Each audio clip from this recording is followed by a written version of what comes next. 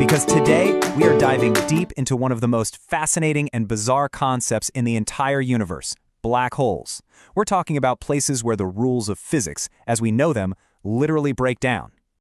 So let's just jump right in with the biggest question of all. What even is a black hole? What are we really talking about here?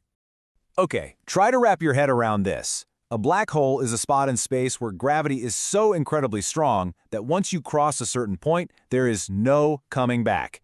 The pull is so immense that nothing can escape its grasp. And when I say nothing, I mean nothing, not even light, the fastest thing in the universe. And right there, that's the big problem, isn't it? If light can't escape from them, that means they're totally, completely invisible. So, how in the world do you go about hunting for these cosmic ghosts? Well, this is where the real cosmic detective work begins, because scientists have come up with some seriously clever ways to find something that you can't see. So if you can't see the thing itself, what do? You look for the chaos it's causing around it. One way is to look for something called an accretion disk. That's just a super hot, glowing swirl of gas and dust being whipped around the black hole, kind of like water going down a drain. Or you can track stars that are orbiting, well, nothing it seems. They're zipping around an invisible point in space. And my personal favorite, we can now listen for the ripples they make in the fabric of space-time itself. These are called gravitational waves, and they happen when two black holes collide. It's incredible. Okay, so let's bust a huge myth right now. You've probably seen it in movies, this idea that black holes are like cosmic vacuum cleaners, just roaming the galaxy and sucking everything up. That is absolutely not how they work. Here's a cool way to think about it. If we magically replaced our sun with a black hole that had the exact same mass, you know what would happen to Earth? Nothing. We wouldn't get sucked in, we'd just keep orbiting it like we do now. I mean, sure, it would get very, very cold, and that would be a problem. But gravitationally, we'd be fine. All right, so we know how to find these invisible giants. Now, let's get a little bit closer and talk about the anatomy of the void. What are the parts that make a black hole, well, a black hole? First up, you've got the most famous part, the event horizon. This is it. This is the ultimate line in the sand. It's not a physical surface you'd bump into or anything. It's just a boundary. The point where gravity becomes so strong that escape is impossible. Once you cross it, that's it. Game over. And then, deep inside, at the very heart of it all, you have this singularity. And here's the wildest part. We honestly don't really know what it is. Our best theories say it's a single point that's infinitely small and infinitely dense, where all the black hole's mass has been crushed down. It's the one place in the universe where our understanding of physics just completely falls apart. So where do these bizarre objects even come from? How are they born? Well, for some of them, the origin story is one of the most violent and spectacular events the universe has to offer.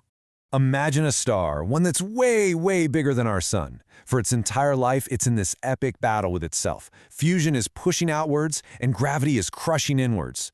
But eventually, that star runs out of fuel. And when it does, gravity wins. Big time. The core collapses in less than a second, triggering a massive supernova explosion. And the superdense core that gets left behind, that's your newborn black hole. But that's just one way they form. See, not all black holes are alike. You've got those stellar mass ones we just talked about, and then you have the supermassive ones. These are a whole different league. We're talking millions, sometimes billions of times the mass of our sun. And get this, we now think there's one of these giants at the heart of nearly every big galaxy, including our very own Milky Way. And just to give you some perspective on what supermassive really means, let's talk about the current record holder. It's a beast known as TON 618. Its mass is 66 billion times the mass of our sun. Just try to imagine that. It's absolutely staggering. Okay, so we've covered how we find them, what they're made of, and where they come from. Now, we're going to the really weird stuff. This is where things get truly mind-bending. This is the question everyone asks, right? What would you actually experience if you fell into a black hole? Well, forget the end for a second. Just getting close would warp time itself in the most bizarre way. From your perspective, you could watch the entire future of the universe play out in fast forward. So what happens when you finally cross that line? Well, there's a fantastic scientific term for it, spaghettification. And yes, that's real. It is exactly what it sounds like. The force of gravity pulling on your feet would be so much stronger than the gravity on your head that you would be stretched and stretched and stretched into a long, thin noodle of your former self. So with all that power, Are they just eternal? I mean, they seem pretty indestructible. Do they just hang around forever, growing bigger and bigger? Believe it or not, no. Even black holes have an expiration date. It just takes an unimaginably long time. Thanks to the brilliant Stephen Hawking, we have a theory called Hawking radiation. Turns out, black holes aren't perfectly black. They leak.